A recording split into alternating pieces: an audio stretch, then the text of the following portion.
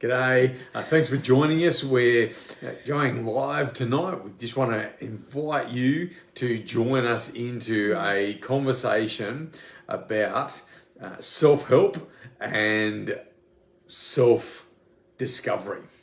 And so that's where we're going to go tonight. And I think when you look at books that are available at this point in time, you walk into a bookstore, if you're perusing online, the biggest sector by far is self-help books. And perhaps if you're tuning in and you are a reader of self-help books, perhaps you found something that is actually helpful. Are you much of a reader of self-help books? I don't know that I'd call them self-help books, but I do like reading things that I might be able to find some help from. Yeah. For me, not like just too much navel gazing, but something I know it's going to build my character or help me to see the world in a new way, or something like that. Yeah, right. So I think there's nothing wrong with self-help. Oh, do you have a recommendation that you've read recently? I would probably say, any good book by Alicia Britt-Chole. She's a doctor, she's a psychologist. Right. If you look her up online, her handle's Dr. ABC, because cool. Alicia Britt-Chole. Andy, nice. Yeah, but she's got some helpful things. One book I read recently was called The Night is Normal. So, when we go through dark times or hard times, we often like to think it's not normal, but it's actually normal to experience like ups and downs in life, I guess, is the thing. And so she helps us work our way through it, but not just looking at ourselves. Looking at Jesus, who can help us through those things. There you go. Yeah. There you go. So self-help, perhaps. Yeah. So what we want to explore tonight is, if you're tuning in, we obviously want to explore what it means to be human, but particularly from the perspective of what Jesus has to say about it.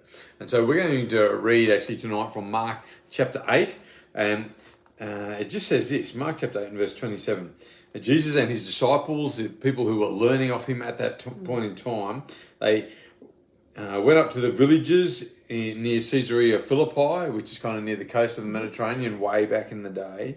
And as they are walking around them, Jesus says, who do people say that I am? And, they replied, some say John the Baptist, some say Elijah, and some say one or the other prophets. And then he asked them, but who do you say I am? And Peter replied, you are the Messiah. Not a word we tend to use too much today. But Jesus warned them not to tell anyone about this. And then he began to tell them that the Son of Man, which we're going to explore as well, must suffer many terrible things and be rejected by the elders, the leading priests, and the teachers of religious law. He would be killed, but 3 days later he would rise from the dead. And as he talked openly with his disciples, Peter took him aside and began to reprimand him for saying such things. Jesus turned around, looked at his disciples, and then reprimanded Peter. Get away from me, you accuser, he said. You are seeing things merely from a human point of view, not from God's. And then, calling out to the crowd to join his disciples, Jesus said, if any of you wants to be my follower, you must turn from your selfish ways, take up your cross and follow me. And if you try to hang on to your life, you'll lose it. But if you give up your life for my sake and for the sake of the good news, you will save it. And what do you benefit if you gain the whole world but lose your own soul, lose your own sense of self? And perhaps if you're watching this, you can identify with that. When we lose ourselves, that's a pretty huge thing. Is anything worth more than your soul or yourself? If anyone's ashamed of me and my message in these days, the Son of Man will be ashamed of that person when he returns in the glory of the Father with his holy angels.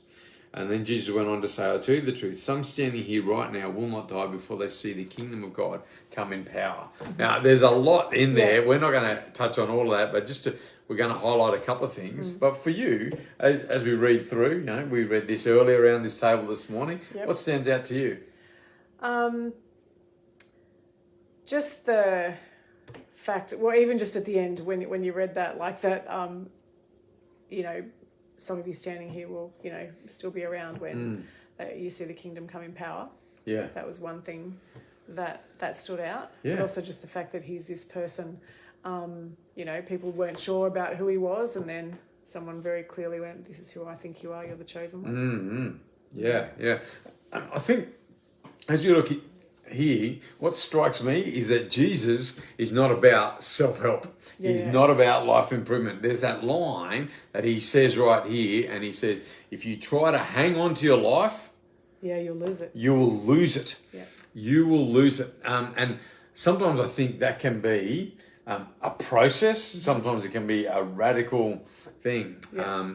For me, like a bit of a self-revelation here, I like to achieve. I had a friend take me through like a skills assessment, a strengths assessment, and he said, Brett, you're a builder, not necessarily by trade or profession, but you like to build and create things. And I do. I enjoy it. And I think I get a sense of satisfaction from being able to say, we've got that. Yep. We've got that. We've finished that. And yet I can build a life that is based on achievement. I can say, oh, well, I built this, I built that, I built this organisation. We built a group of young people to 100. We took a leadership team from 2 to I think 12 at the end, and they carried on. Things that we've built, and yet if I build my life on achievement, I think that is a very fragile foundation to build my life on. Yeah. Because the moment that I don't achieve, everything falls down. Then who am I? Yeah. And who is the person that I'm becoming? Yeah. And it's quite easy to spiral, I think, into anxiety, to spiral into despair. Matter of fact, Peter writes, and John writes, and he says, don't become preoccupied by these things, by the boasting of your achievements, the things that you own and possess, and even the things that your just eyes see and you say, I want to chase after this. And I think there's wisdom there. Just like achievement, we can build our sense of identity on fragile things, on things that are easily disturbed and easily broken. But I think the other thing is that when we build our lives on those things, we're actually squeezing other things out of our lives to the point where you might hear people talk about being driven. People who have this sense that they want. Would you describe yourself as a driven person? No, I don't think so. I'm probably a bit more towards the driven end of the spectrum here. And as you're watching this, maybe you go, no, I'm not driven. That's not an issue for me. But when we draw on these things to try and build ourselves a life, I think it's turbulent. It's dangerous. To quote actually another old story, it's like building a house on a sandy foundation. Bad things can come and get washed away. And when we say that Jesus is not about self-help, he's not about trying to help us actually to hang on to a life. He wants to take us in a different direction entirely. And I think when he says here, if you give up your life for my sake.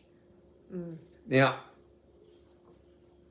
when Jesus is speaking about this, he's not involved in a conflict. We live in some pretty radical times. He's not involved in an armed conflict against anyone. He's actually not here speaking about fighting or going into battle. As a matter of fact, Jesus talks about blessed are the peacemakers. But he says if you give up your life, and what does that mean? What does it mean to give up your life? What do you think it means? Maybe to surrender, to let go of like the control of my life, because it certainly doesn't mean to give it away as in to not live anymore, but to maybe give the control to Jesus, because it says for his sake. It's very specific. It's not just a general giving up of your life or the things you want, but for his sake. So I think it's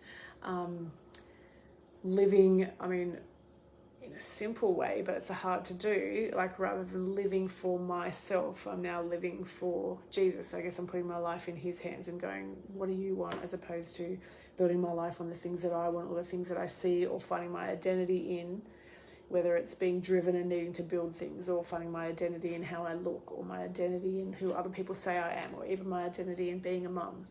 So are you saying you don't make any decisions anymore if you're surrendering? No, I do, but it's like You do. I do make decisions, cool. because I talked about surrendering, but it's like I'm going, Jesus, what do you want me to do? Yeah. I read the Bible and go, oh, this is how I want to live my Yeah. life. This is how I think he wants me to live. So in that way, because, you know, there are lots of things that if I'm not running it by Jesus or living for his sake, that, I would just go and do differently. I probably wouldn't live where we live, you know. Yeah. Would maybe choose a whole lot of other things. But that's what I mean, I guess. Yeah, It's cool. not a passive life. It's not just going, I'm just going to get washed around and become passive and someone else is doing all that for me. It is a choosing in the surrender. I think it's like the losing the life, but you're gaining it. So you're living, I think, a much more vibrant, full, scary maybe at times life than if you were just living a different way and trying to cling on to all the things that I thought were mine and thought were important.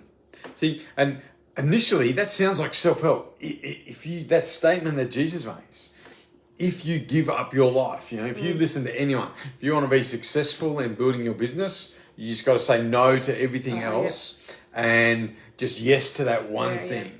You know, if you want to be a great artist, say yes to that one thing, give up your life for everything else. If you want to be a great athlete, say no to a lot of things and just focus on your training. And so when we're talking about giving up your life, it does sound like self-help. Yeah. But then you made a link for us when you were talking, and I think it feeds back into something that we read here. When Jesus asked the question, who do people say I am? And the answers that they got there can mean a lot of different things. And Jesus kind of just brushed that aside and just asked the question, who do you say I am?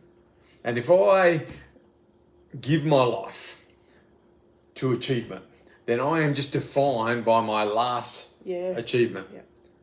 If I give my life to someone else in a relationship, if that relationship fails, Or even on a bad day. if I have conflict in that, then my sense of who I am is gone. But what Jesus says, who do you say I am? And the answer that we get there, the Messiah. Now, sometimes we use that in political figures. Oh, this person was elected, is the Messiah of this nation.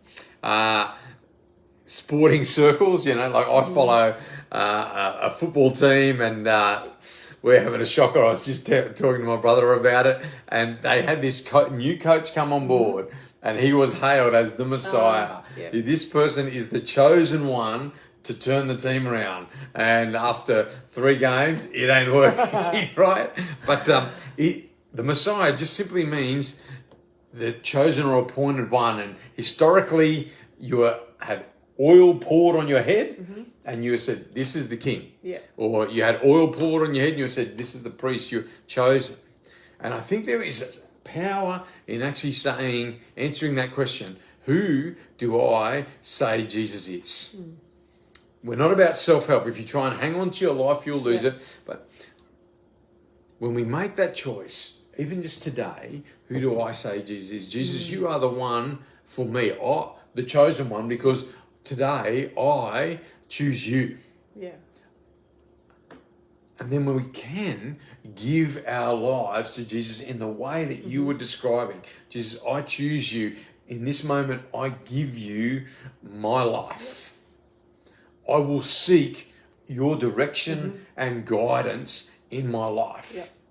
I will make my decisions based on what I discover about you.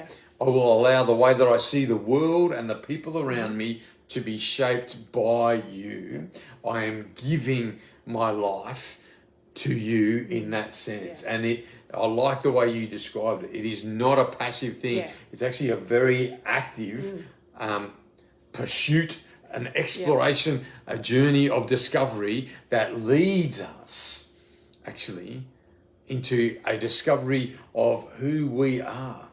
Because when we give our life up to Jesus, we will find ourselves stretched in ways that we didn't think possible. We will find ourselves in situations that take us beyond our own perceptions of ourselves. I mean, you've got a great couple of stories about how you saw yourself socially and how even recently that's shifted. Would you mind sharing that? Yeah, well, I can go, I feel like I'm an introvert, and so if I was to hang my identity on that and go, well, then I don't have to talk to people outside of, you and the girls. Yep. I don't have to make an effort or the first move, and it's too difficult. But when I see myself as Jesus sees me, he didn't make a mistake, so the introversion is still fine, but it's not an excuse not to do things. He can call me into making the first move in a conversation, into going up to someone that I don't know and saying hi, and then listening to their life story as they end up pouring their hearts out to me. And for all intents and purposes, someone on the outside going, oh, she must find that easy, she's an introvert, she's an extrovert. But it's like, no, it's difficult. But when I'm walking, kind of learning who I am and learning who Jesus is, then though he is my identity. Yeah. So in this situation, how do you want me to be? I don't hang my hat on, but I'm an introvert, so I don't do that. Or I'm just a mum, so I don't do that. It's like, okay, in this situation, Jesus, what do you want? And I think that's the thing. Who does he say I am? His, and we go from there. Yeah, that's powerful, isn't it? Yeah, and so I just want to add, if you're exploring faith and you're in the early stages of who is Jesus and what I am, this is an invitation. Don't allow your sense of self to be shaped by anything else. Give yourself to the love of Jesus. Seek his guidance, the love of Jesus' guidance. Yeah. And allow who you are to be stretched and changed by who Jesus is. There's also an invitation here for those of you who are watching this and you have been following Jesus for a while. That as we move through our lives, we accumulate friendships, we accumulate possessions, we accumulate skills and abilities and knowledge. And I think the temptation can sometimes be to live a life that is plus Jesus, that this is my life plus Jesus. And that can sometimes lead us to losing our sense of who we are. We can lead us to losing the energy that once drove us forward, that once gave us life. And you may be at that stage of your life too. Wherever you're at, let's take Jesus' invitation here and put it into action in our own lives. If you try to hang on to your life, you'll actually lose your sense of who you are. You'll actually lose it. But when we trust Jesus as the one that we can draw on for wisdom, that we can draw on when we feel we are at the end of our resources, that we can draw on for our perspective on the world, that then we actually discover what life is. We actually discover who we are and who we can be. And if you're ready to take a step on that journey, then we're going to invite you to pray a simple prayer right now as you watch this. And that simple prayer is, Jesus, I give you my life. Give me your life. And if you're ready to make that decision as you're watching this, then pray with us now. Jesus, I give you my life. Give me your life. Jesus, I give you my life. Give me your life. And for those of you who prayed, whether for the first time, for the 50th time, we would love to support you on your next step. Drop us a message, put something in the comments, and we'll read and reply. And if you're passing through Southwest Sydney, we'd love to invite you to join us around this stable for Parkside Live on a Sunday morning. Thanks for tuning in. God bless you. Bye.